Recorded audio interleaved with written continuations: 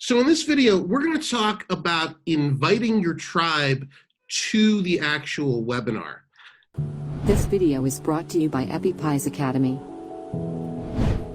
The quality of your invitation can make a tremendous difference as to the number of people who actually show up for the webinar itself.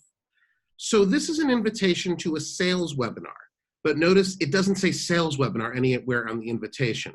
So the parts of the invitation include a strong headline. Want to become an app developer? On Wednesday, I'll show you how. Simple, straightforward, but tells people exactly what they're going to get. If you come to this webinar, you're going to learn how to become an app developer. When I do an invitation, the next line is exactly when the webinar is going to take place, beginning time, ending time, and the time zone. I do think it's important to have a beginning and an ending time. We don't want people to think this is an endless commitment of their time, so we want to show exactly when it begins and when it ends. We then have some questions that are designed to show people whether or not the webinar is for them. I'm not inviting my entire audience to this webinar. I only want people who are interested in this specific topic because the product that I'm going to sell at the end of this webinar is specifically for that part of my audience. So have you ever wondered what it takes to build an entire app? Have you had difficulty deciding which languages or stacks you need to study? Perhaps you want to get a feel for the app building process.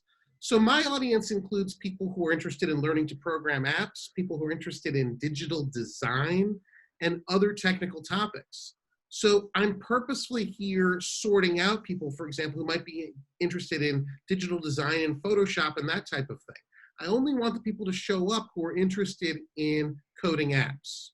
So then we solve the problem, essentially, that we presented in the questions in this dynamic 1-hour webinar. Mark will review the process of building a full mobile app using JavaScript, HTML5, and CSS. We give some details. In this particular webinar, we built the Chicago Transit application, which essentially is an app that shows when trains are arriving in the Chicago L, and then exactly what they're going to get, how they're going to benefit. You'll leave with a better understanding of how the app development process works and what skills you need to build to create apps on your own. Limited seats are available. Again, giving some limits and some pressure on people to show up or to register now for the webinar. Limited seats are available. We want them to think that there's actual pressure on them to register, and if they don't register now, they're not going to have another opportunity. This is not necessarily the case. The webinar would probably allow them to, well, we'd want to allow them to register at any time. What we don't want to do is let them think, oh, I can forget about this now, I'll register later. Because chances are if they want to register later, they're going to completely forget. From here, they'll go to a form to register. So this is the first email. They may get one or two that are essentially the same. I might change the verbiage a little bit and shorten it, but again, drawing them to that registration button nice and big. The second most important registration email is the one that comes immediately before the webinar starts. And this is, we just start in 25 minutes, we start in 30 minutes. This is an invitation to a different type of webinar, but the idea is the same. We want to meet, we want you to be there, we're getting started in just a few minutes.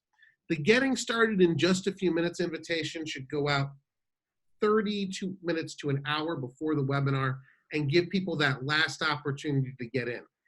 The reason for that second invitation is frequently people will last minute discover, oh, I have time to show up. That email will be a reminder that the webinar is going on. All right, so to review your email process, you want to have a strong headline in your email.